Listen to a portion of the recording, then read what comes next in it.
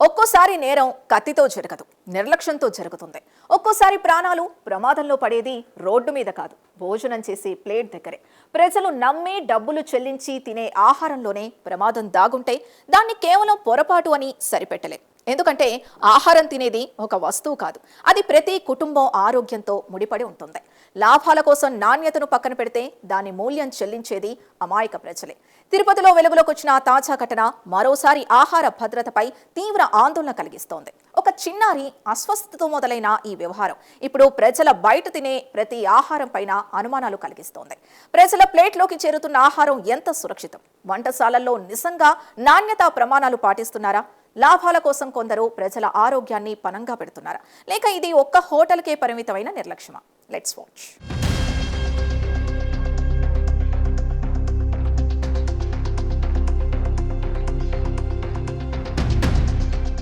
ఒకప్పుడు హోటల్కు వెళ్లేది ఆకలి తీర్చుకోవడానికి.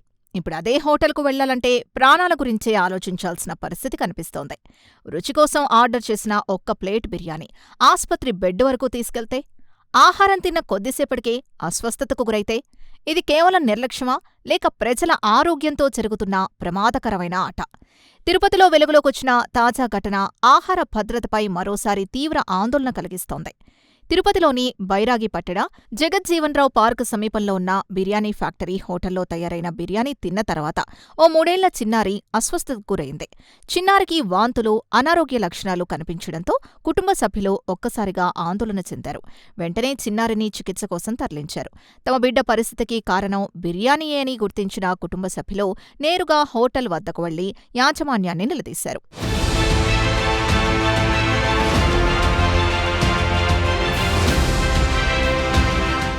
బిర్యానీలో ఉపయోగించిన చికెన్ పూర్తిగా చెడిపోయిందని బాధిత కుటుంబ సభ్యులు ఆరోపిస్తున్నారు. వన్డే ముందు నాణ్యతను పరిశీలించాల్సిన బాధ్యత యాజమాన్యంపై ఉండగా, అలాంటి కనీస జాగ్రత్తలు కూడా తీసుకోకుండా వినియోగదారుల ముందుకు ఆహారాన్ని తీసుకొచ్చారని మండిపడుతున్నారు. కేవలం ఒక కుటుంబం మాత్రమే కాదు, అదే బిర్యానీ తిన్న మరికొందరికి కూడా అస్వస్థత లక్షణాలు కనిపించినట్లు స్థానికులు చెబుతున్నారు. దీంతో ఒక్కసారిగా ఆ ప్రాంతంలో ఉద్రిక్త పరిస్థితులు నెలకొన్నాయి.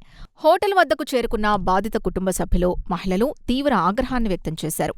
చిన్నారికి అనారోగ్యం కలిగినా తమ సమస్యను వివరించినా హోటల్ యాజమాన్యం బాధ్యతగా స్పందించలేదని ఆరోపించారు.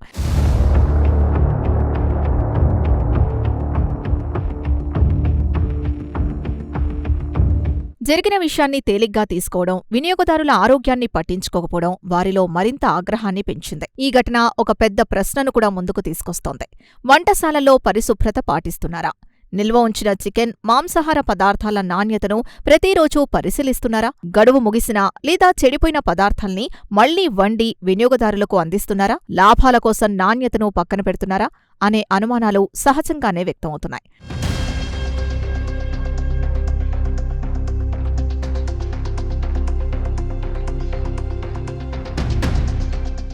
ఎందుకంటే ఇలాంటి ఘటనలు ఒక్కసారి కాదు.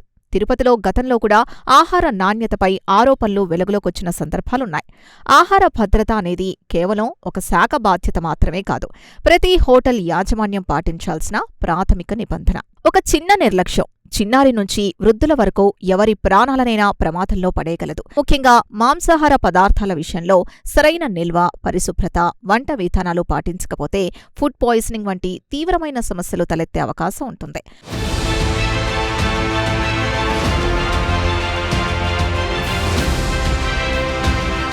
అలాంటి ప్రమాదాల్ని ముందుగానే అరికట్టడానికి ఆహార భద్రతా నిబంధనలు రూపొందించేవారు. ఇప్పటికైనా ఫుడ్ సేఫ్టీ అధికారులు అవసరమైతే నమూనాల్ని పరీక్షలకు పంపాలని స్థానికులు డిమాండ్ చేస్తున్నారు. నిబంధనలు ఉల్లంఘించినట్లు తేలితే సంబంధిత హోటల్పై కఠిన చర్యలు తీసుకోవడంతో పాటు ప్రజల ఆరోగ్యంతో ఆటలాడే వారిపై చట్టపరమైన చర్యలు తప్పనిసరిగా ఉండాలని కోరుతున్నారు. ఈరోజు మా మనవరాలు బిర్యానీ అడిగిందమ్మా. 3 ఏళ్ళ బిడ్డమ్మా. మా ఆయన డ్యూటీ నుంచి రమ్మని చెప్పి తెమ్మని చెప్పన్నా, తెచ్చినాడమ్మా. ఆ పాపకి వేసి ఫుడ్ పెట్టాడు. ఆ పాప తినేసింది. లాస్ట్లో నేను ఇప్పుడే ఓపెన్ చేసి చూస్తే వాసన బిడ్డకి తెలుస్తుందమ్మా. ఈయన ఎక్కడ తెచ్చినావు బట్ట పలా చోట అన్నాడు. వస్తే మొత్తము నాశనం అయిపోయింది అమ్మా. నాతో పాటు వచ్చినారమ్మా. పాపాల కదమ్మా, చేసుకోలేక డ్యూటీలు చేసుకుని వచ్చినాళ్ళమ్మమ్మ మేము. ఇట్లాంటి ప్రాణాలతో ఇన్స్టాగ్రామ్లో ఎన్ని చూస్తాడమ్మా. ఈయన కొడుకులకు బుద్ధి రాదమ్మా. ఫుడ్ ఇన్స్పెక్షన్ అంటారా నా కొడుకులు ఇవన్నీ చూడరా ఆంటీ వాళ్ళు వస్తారు, మీరు వాళ్ళని అనద్దండి. చూడరా వస్తారు, మీరు వాళ్ళని ఏం మాట్లాడద్దండి. అలాంటి వాళ్ళ గురించి మాట్లాడండి. మీరు వాళ్ళ గురించి మాట్లాడద్దండి. వాళ్ళు వస్తారు, వాళ్ళకి ఇంటిమేషన్ ఇచ్చాం. వస్తారు, మేము ఇంటిమేషన్ ఇచ్చాం. నేను ఇంటిమేషన్ ఇచ్చాను, వస్తున్నారు, ఇంటిమేషన్ ఇచ్చాము. వస్తున్నారు, ఇంటిమేషన్ ఇచ్చాము. మీరు ఇంకా గమ్మున